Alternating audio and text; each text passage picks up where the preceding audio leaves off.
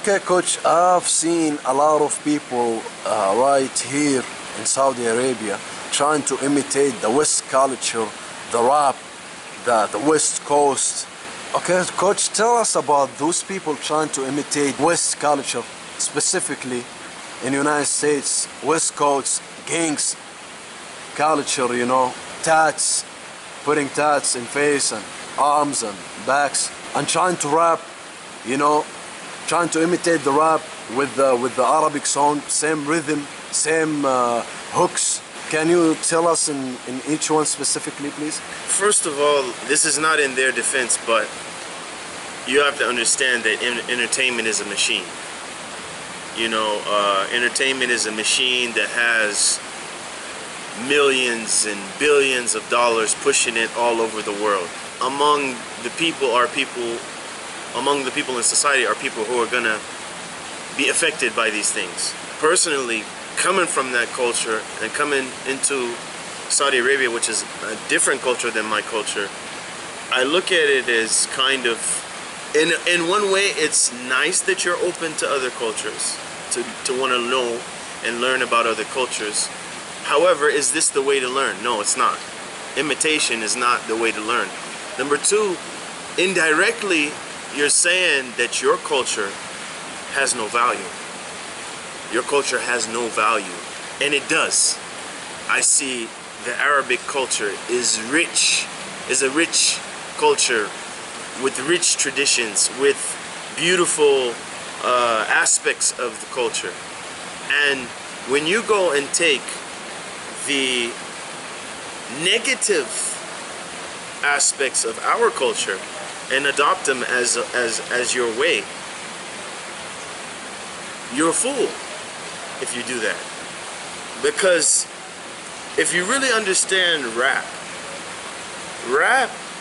like country music, like blues, is a cry out from the people from the street to say, hey, this is our voice. We're the downtrodden, meaning we're the people that society looks down on. And this is our way of expression. Some of it is not real. Some of the people who pretend to be gangsters are not really gangsters. Some of the people were gangsters. They reformed themselves, even became Muslim, and live an Islamic life to the best of their ability. So these are conditions that people are in. They're not there because they wanted to be. Some gangsters didn't wake up and say, I want to be a gangster and tear up the neighborhood. No, in fact, if you understand how the Crips and the Bloods started, they started as community activists, helping the community, protecting the community, and then it evolved to something else. You don't know that history. You don't know the struggle, and you don't know the, I'll say it, conspiracy to keep people locked in that environment. I bet you some of these people who imitate us, they watched movies like Boys in the Hood, Menace to Society, and they got brainwashed by it. But there were lessons in those movies that you didn't catch. There were messages in those movies that you didn't catch about gentrification, about how in South Central Los Angeles, 5.5 square miles, where there was over 1,500 liquor stores and 500 pawn shops where you could buy cheap guns, where a train would stop in the hood and it would be full of military grade weapons. And this is not my words, is how the CIA, through Freeway Rick Ross, the real one, not the rapper who's coming here, the real Freeway Rick Ross, the CIA pumped cocaine in our drugs and created the environment that now you guys are glorifying. And see, if you don't have that history, you'll follow it and you'll fall into it ignorantly. If you fell into it and you saw the game, you should say, man, look at the gangsters I've showed you. Many of them are Muslims now. They do positive things. They're not living this life that you're trying to imitate. And as I said before, it's like saying my culture is not valuable. Let me ask you this question. How about a guy from here going there in the West Coast or around these areas and he's showing like he's a gangster? Easy. Innocent people get killed there. How about somebody who's trying to say or act or dress in that way? And when you deal with people who have been oppressed, what happens? People try to have different forms of self-expression. One of them is, I'm a man. So what happens if you come to the hood? If you come to the hood, you're not from the hood, but you're acting like hood. You're gonna be tested. Somebody's gonna press you. Somebody's gonna test you. And if you don't have the right response, they attack. And even if you had the right response, they might attack. And they might attack with a gun, with a knife. They might gang up on you. You don't know. And I know Muslims, stories of Muslims who came over and they tried to attach themselves to this culture. I know one of our brothers, they shot him over 20 times in front of the masjid. In front of the masjid. And the gang mentality is a poison for everyone, even us in America. I'm not just picking on the people who are just, we have a whole new young generation in America who are following a new school gangster type. It's not, see, our generation, and I'm not saying it was perfect, but there were street rules. Different cities had different street rules, but there's street rules. Some cities, no violence on Sundays. So, most places, two gang members see each other, the gang members with his mother or his family, you get a pass. Okay? There are rules to how people move in the street. It's not just them, just pure chaos. You can say it's organized noise, unfortunately. So, like you say, like you were asking, if they came over there, they'll be shocked. Sometimes they might meet a friend, take him under their wing, or you might be born or raised up there, take the guy who passed away. And that, to me, is sad that a person from Eritrea migrated to America, got into gang culture, and then got murdered. And we're talking about Nipsey Hussle. He's not even from there. And I'm not saying he has no right. He has a right to do whatever he wants. He had a right to do whatever he wants. He has choice, free will. It's a human existence.